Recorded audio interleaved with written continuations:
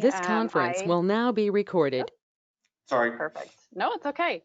So I've been working for the City of Meridian for about 6+ years. I started back in 2005. And I work, as Sean said, as the Substance Abuse Prevention Coordinator, and then also as the Meridian Anti-Drug Coalition Director. So my position is really twofold.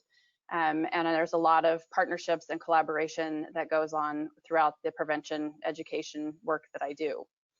In addition to my professional kind of background and role, I also have family experiences, quite a few actually, that relate to substance abuse, mental health issues. And so I really have firsthand experience on the toll that it can take, and not only on family members, but also those who suffer from substance use addiction, and how hard that path can be.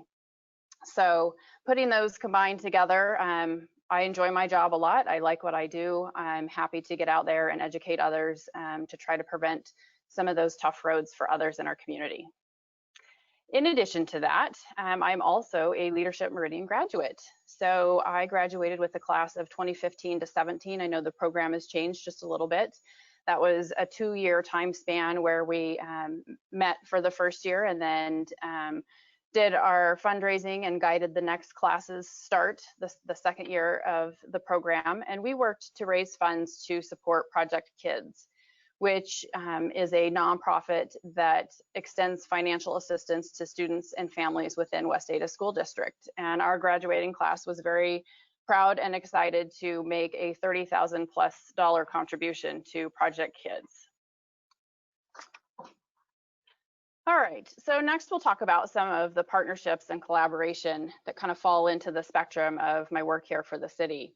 As you can see, this pie chart gives a little bit of example of breakdown. And just as an example, in a 1-year time span, we can have as many as 72 events throughout the community that we help, we present at, we share resources, and prevention education and programming, and that can reach up to 21,000 community members. So some of the partnerships and collaboration that make that possible, I guess I'll start at the federal level. Federally, there are resources and training, of course, and also significant opportunities for grant funding. We've gotten a drug-free community grant that's $500,000 in the past, and also a strategic prevention framework grant to help guide and implement our strategies. In addition, at the state level, a couple of our partners are the Idaho Office of Drug Policy and Community Coalitions of Idaho, and there's a lot of collaboration there. They're very supportive of the work that nearly 25 coalitions do throughout the state of Idaho, including us here in Meridian. At the city level, obviously my position is paid and falls under the city, and I'm here at this police department. I work out of this location. But also I work closely with legal, finance, the public information officer. There's a lot of collaboration that goes on with the resources that are available through the city, and we're very grateful that city and city council support prevention education for our community members.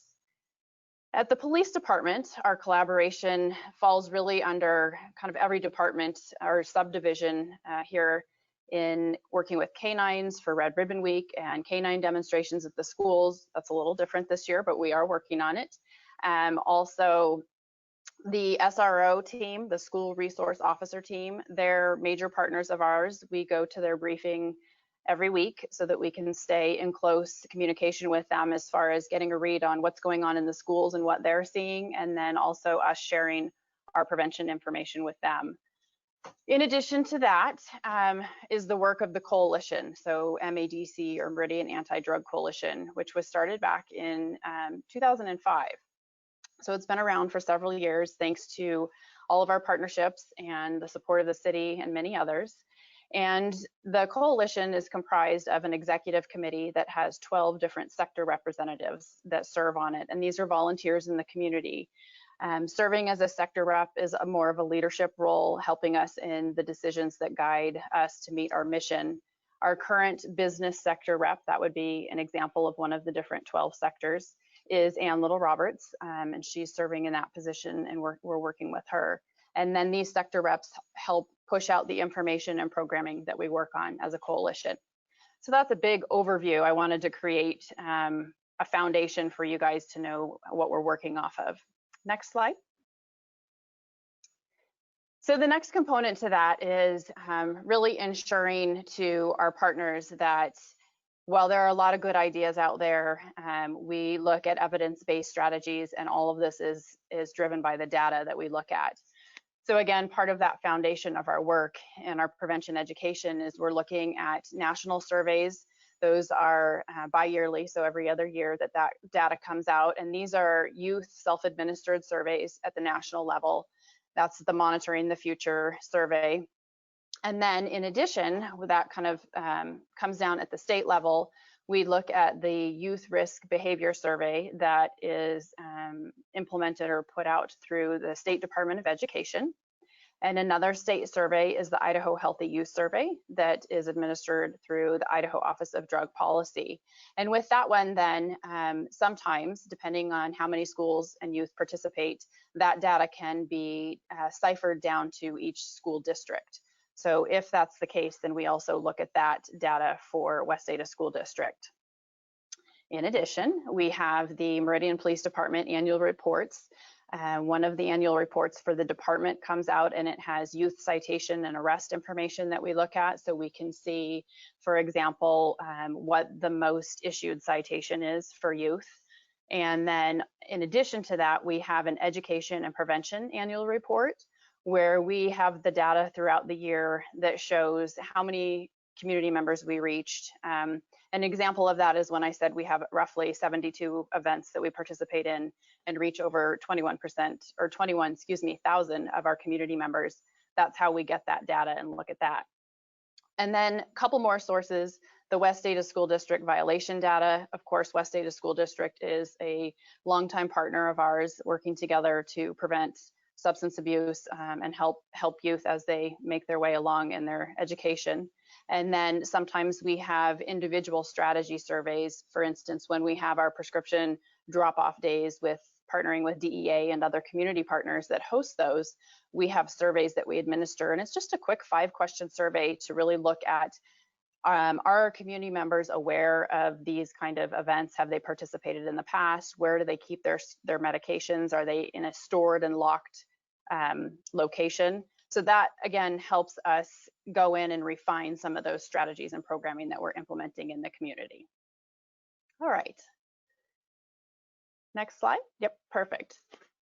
So taking all of that information and looking at the results of that and considering each of those sources, what we see is that 39% of youth are getting violations or struggling with or have participated in underage drinking.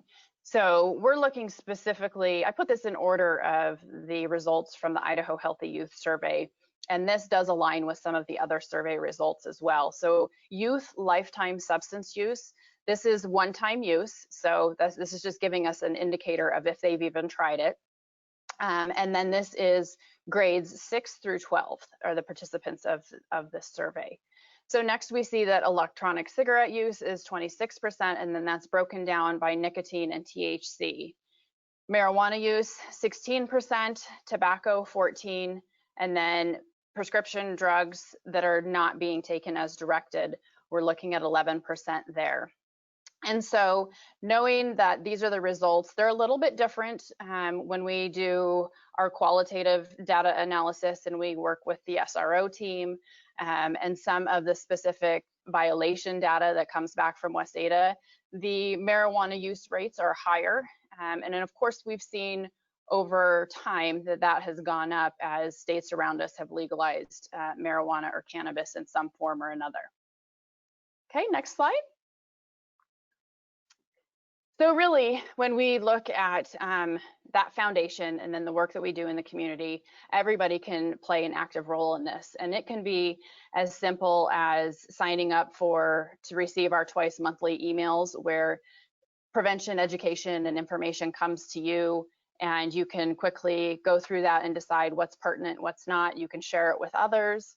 Perhaps you want to join us at one of our monthly meetings that are open to the public.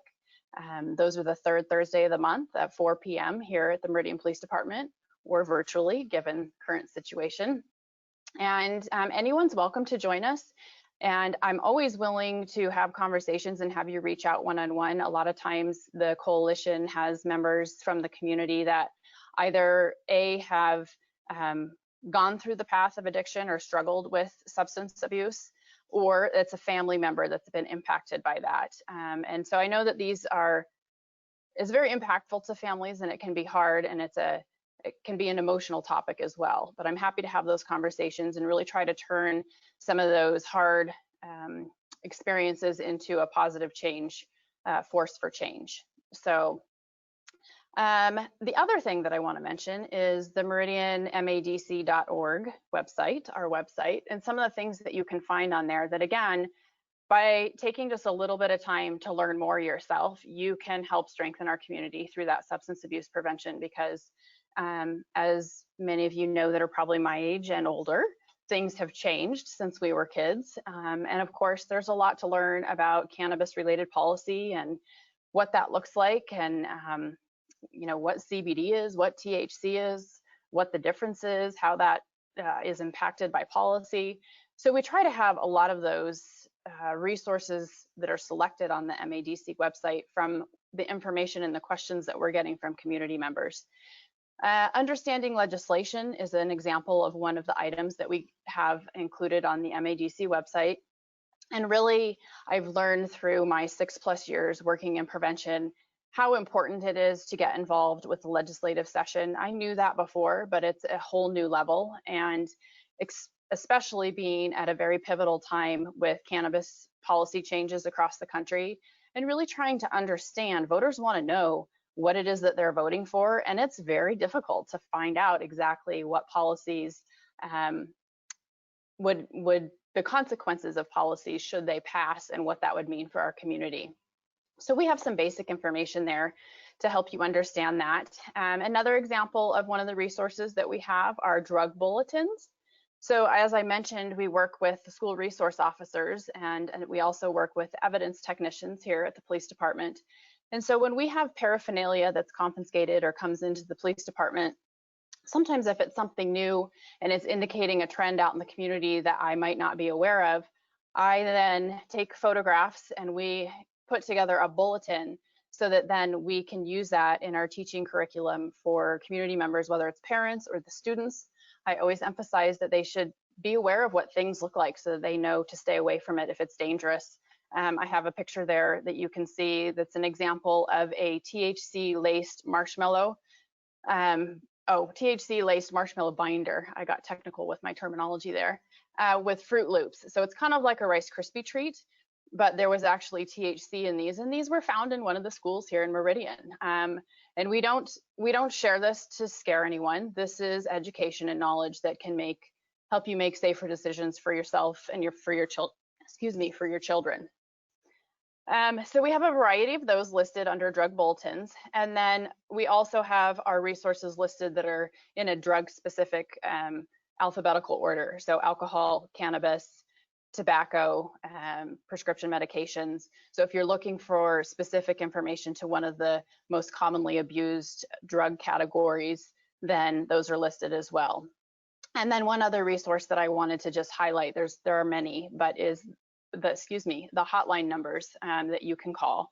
And so we have the suicide prevention hotline, we have the resource and referral for recovery hotline, and then also Crime Stoppers. We work very closely with Crime Stoppers, and I found in my presentations out in the community, again, whether adults or youth, that all ages at some point can tend to feel a sense of kind of peer pressure, really. And Crime Stoppers is a resource in the community that allows you, if you suspect illegal activity, you can make an anonymous call and provide a tip to their tip line.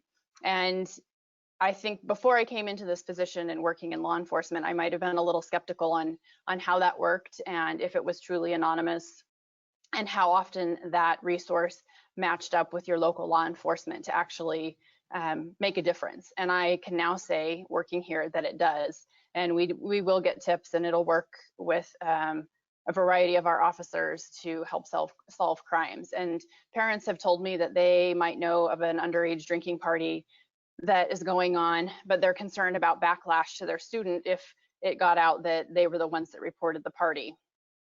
So this provides a resource to safely do that. And the same goes for other peers of students. Should they report illegal activity? Again, I hear very frequently that they're concerned about what that consequence might be as far as peer pressure and possibly bullying. So this, again, is a great resource. Okay, that's it on that page, and I'll take some questions at the end. So the other thing that I wanted to mention, being here during September, is that September is National Recovery Month. And this is, I'm going to just read that quote on the slide because I think it's important. Recovery Month celebrates the gains made by those in recovery, not just as we celebrate improvements made by those who are managing other health conditions such as hypertension, diabetes, asthma, and heart disease. And I like this quote because part of the work that we do is helping destigmatize substance abuse, recovery, treatment, and really opening up that conversation to others who may not have firsthand knowledge and may not have been impacted by it, to kind of break away some of those barriers and open that conversation up. And so that has always been the focus of the coalition, to embrace Recovery Month.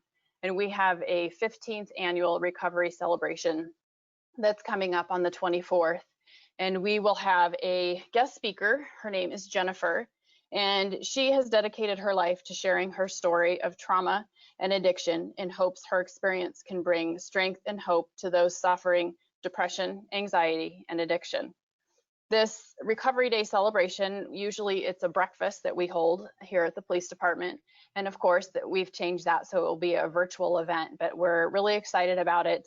We're excited to hear Jennifer, and we commend her for sharing her story. I know that can be a very vulnerable place to put yourself, to share personal experience with a group, especially sometimes at a police department, for the community. But I think it's going to be a great presentation, and we hope that you will join us for that.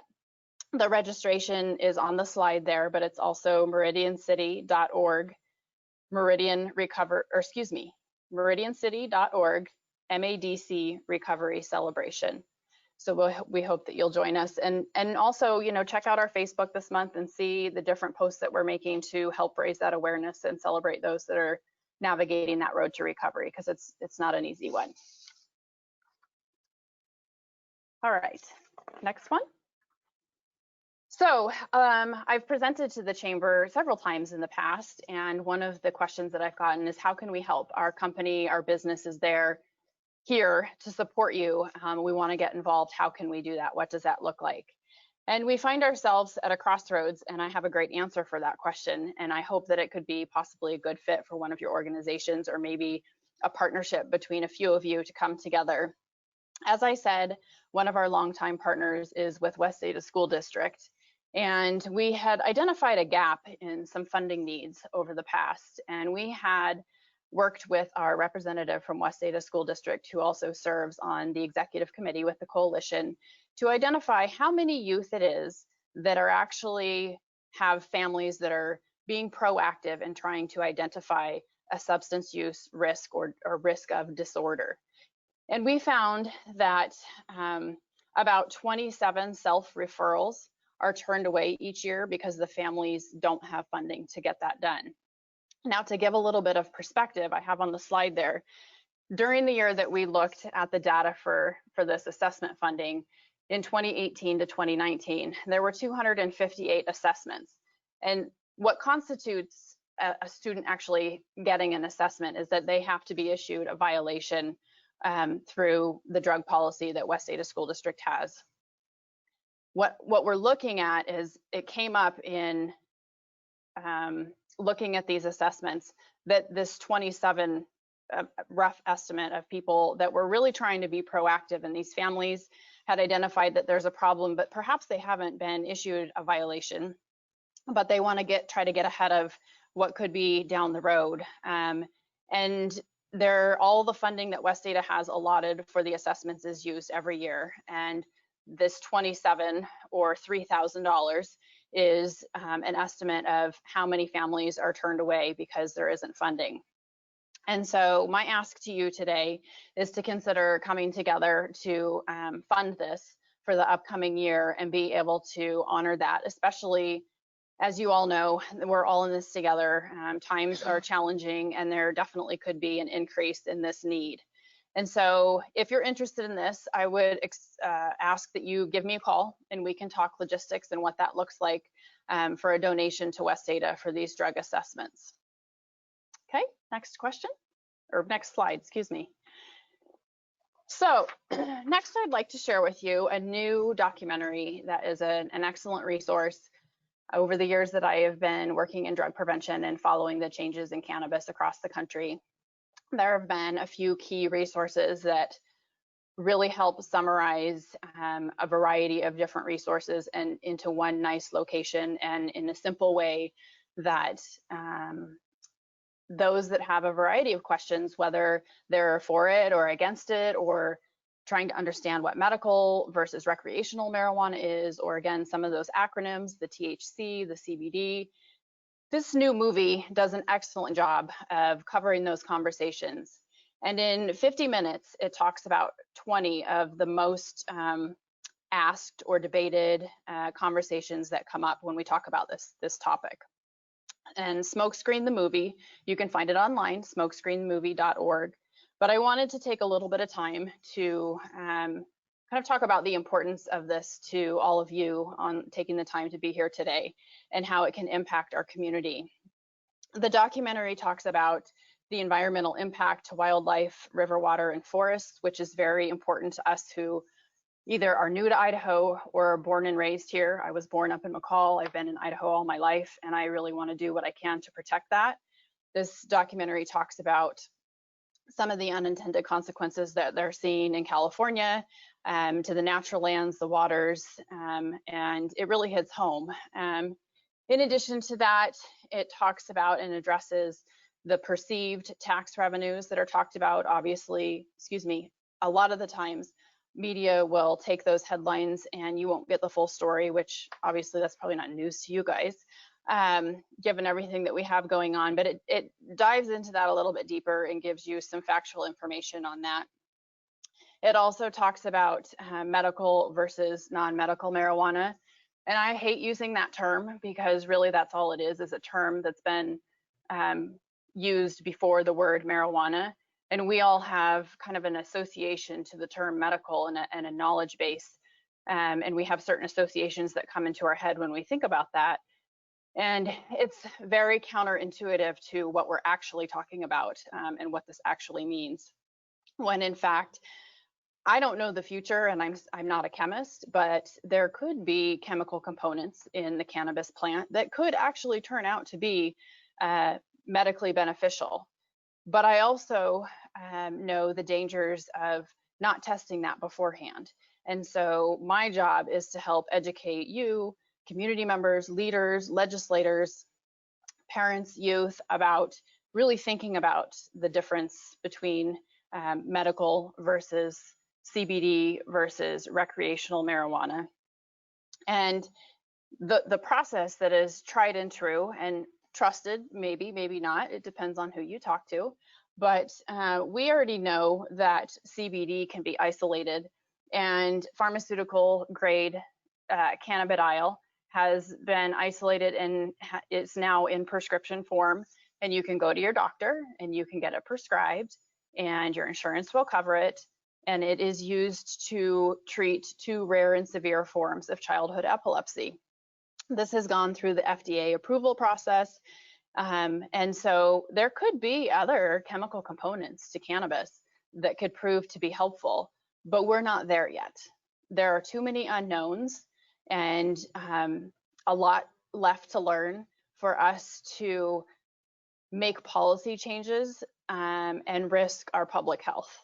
And that really is what that comes down to. Of course, we could talk about it for a long time, but that's kind of the basis of that. So this Smokescreen documentary does touch base and talk about that as well. Let's see, what else did I want to talk about?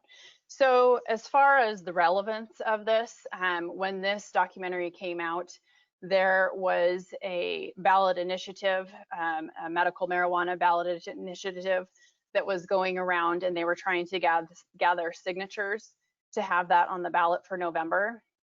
They did not gather enough signatures, so it's not on the ballot. But this is always a topic where it's changing and evolving, and we need to stay updated so that we can help guide our leaders to make the decisions that are right for our community. And of the 17 states that legalized medical marijuana, or excuse me, I said that wrong. As of 2019, 33 states and Washington, D.C. had passed laws legalizing or decriminalizing medical marijuana. Of those 33, 17 states legalized medical marijuana through citizen-initiated ballots. 16 did so through legislative efforts.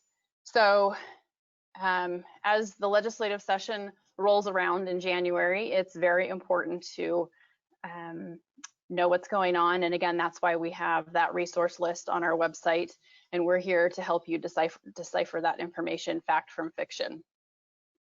Let's see. So we can go to the next slide. One of the other things, and the images that you see on these two slides are from a promotional flyer that we use to disseminate and promote this film throughout the community. And those two can be found on the MADC website. And one of the things that I wanted to, again, emphasize for this documentary is that there is a diverse kind of spectrum of expertise that participated in making this documentary.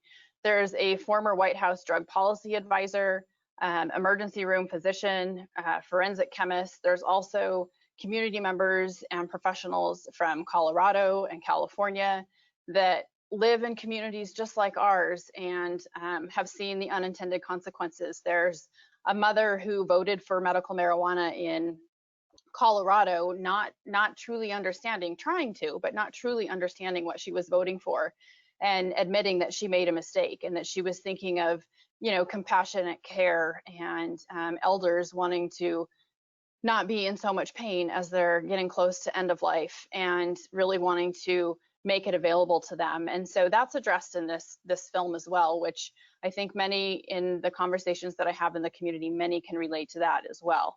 So again, this is a great resource. And as long as the technology is working, we'd like to show you a quick 4-minute preview. Kendall, I am sorry. We were not able to get the sound to come across. So what I've done is I put your link to the trailer on the screen, and we will be sending out this link and the link to the entire documentary to all of those attending today. Sorry about the technical difficulties. All right, thank you. I appreciate it, Sean. Yeah, we had gotten on early to test that out, and so that's not working. So I hope that you'll take the time to just at least watch the preview and see what you think, and make the decision from there whether or not you're interested to spend the full 50 minutes to watch the video. So one other resource, especially for those of you that are chamber members and business owners out in our community, there is a resource, and it's an organization at the national level called Smart Approaches to Marijuana. You can go ahead and go to the next slide. And they have an upcoming webinar.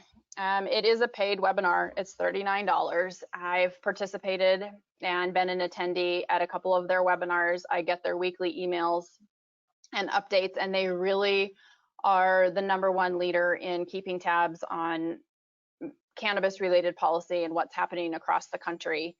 They have also put together some toolkits and some helpful resources for municipalities such as Meridian to be able to look at policy changes and preemptive ordinances and what we can do as the nation ebbs and flows and changes with cannabis related policy.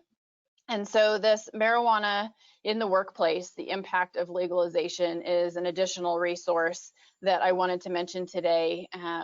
It's on September 16th, and you can just kind of, I think you can Google marijuana in the workplace, the impact of legalization, and you should be able to pull up the registration on Eventbrite. So if you Google all that, I tested it to make sure because the link was just far too long to include in here.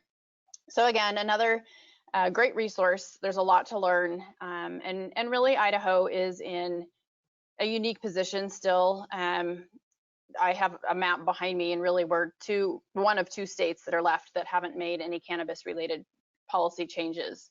And I commend our leaders for that, in that there's a lot to learn, and we are learning from the states around us. We're learning from municipalities that have enacted preemptive ordinances, and what works and what doesn't. And really that's our role and our responsibility as community members and business leaders to help keep tabs on that and help our leaders make those difficult decisions. So again, a couple of resources in regards to that. And part of the emphasis and the reasoning for spending so much time on that is that it's really hard, if not impossible, to turn back the clock on some of those decisions once they're made, especially when it comes to policy and state policy. And really just trying to be patient and learn from others, and learn the best ways to accommodate some of the needs of community members who might be in their elder years and need an alternative for pain medicine. There's a lot out there. So that's part of the reason for the emphasis so much on cannabis related policy change. So I'd just like to remind everyone, please go watch the preview for Smokescreen, and you can find the whole movie, 50 minutes, just smokescreen.org on the internet. Sometimes I can't get people to commit to that full 50 minutes right away. Consider joining our email list. I send out twice monthly emails with updates, like I had mentioned earlier. I'd be happy to add you to our distribution list, and if you change your mind and it's not what you thought, we'll be happy to take you off. Hate to see you go, but that's all right, I understand. And then also the monthly meetings. And you can find, if you want to learn a little bit more after today, I again encourage you to go on to the MADC website, and you can look up past meeting minutes. We're very transparent. We have all our information posted out there to see if it might be something that you're interested in. And of course, I'm happy to take questions or meet up with you to visit and hear what your thoughts are. So I appreciate the opportunity today. I thank everybody for taking the time to be here for this presentation, and I look forward to any conversations and follow-up that may come. Thank you, Kendall. Does anyone have questions? You're welcome to unmute yourselves and ask the questions. Didn't see any posted in the chat, but please go ahead and unmute yourself and ask questions at this time.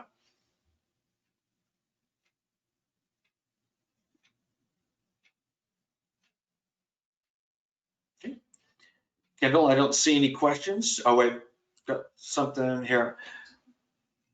Okay, and question from Nick Alding in the chat. You referred to a binder. Can you explain what that was? Okay, sure. So my reference to that was basically, it was just in that bulletin, that educational bulletin that was created from the cereal and marshmallow treat, or edible as we would refer to it, that was found in one of the schools. When I say binder, that's the marshmallow material, just sticking the cereal together to make it stick together, not super technical. And then the THC concentrate, the psychoactive ingredient from the cannabis plant, would be what was added to that. And that would be considered, that's, you know, some of the trends and the change when it comes to cannabis, that would be considered an edible with a THC concentrate included in it. Good question. Thank you for asking. Kendall, just to follow up on that, a young person that gets one of these marshmallows and not knowing that it has a drug laced in it, I know there's a variety of things that they can expect, but what is a typical, you know, reaction that they would have to this with the THC laced marshmallow? That's a great question as well. So it depends on the amount of THC that they ingest into their system, and if there are any other chemicals that they've ingested. A lot of times we will see poly drug use, where there are other drugs that the students or kids or people use. That's not uncommon at all, especially when it comes to cannabis or marijuana. And so it could be anywhere from making them seem a little more sluggish and slow from an outside perspective and looking at the student, to all the way through the spectrum to psychosis, which if you haven't seen that, it's not a pleasant thing to see, but I would encourage you to Google that and watch a video on what psychosis looks like, because we are seeing with these very high levels of THC concentrates, more and more psychosis, especially the data is really leading towards males and in the teen years, because their brains are still developing. And especially if they have genetic predisposition to mental illness or psychosis that runs in the family, perhaps schizophrenia. And so it's a good question. It's something to know, and it's a very real and serious danger to those higher level of THC concentrates. And maybe for some of you, you're not familiar with this concentration kind of scale or level. So back in the 1960s, the marijuana plant material that was prevalent was anywhere from about 3% THC, maybe 6%. That's pretty high. So now with genetic modification of plants and then these concentrates where you can isolate just that THC chemical from the marijuana plant, we're looking at plant material that has, oh gosh, 20 to 30%. And again, it depends on how it's been genetically modified.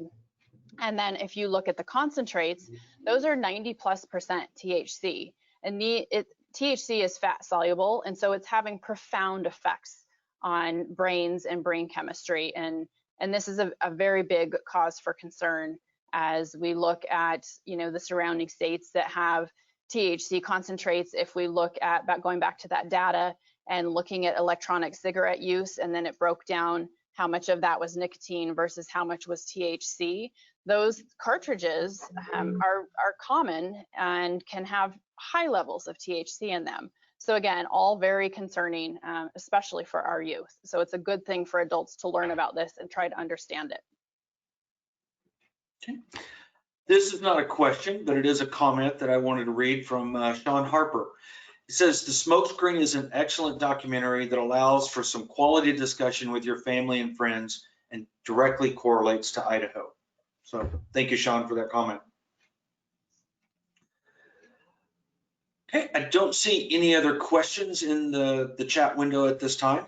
Kendall, thank you so much for joining us today and sharing this valuable information. This is a great and informative presentation.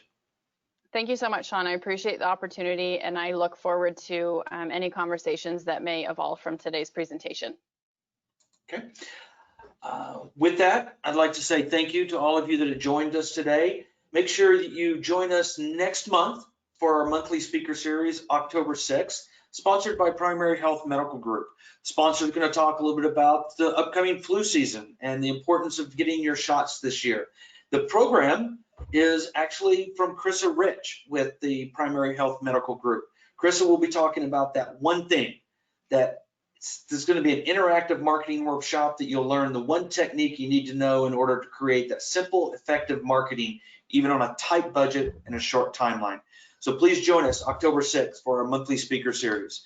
Thank you all and have a wonderful rest of your week.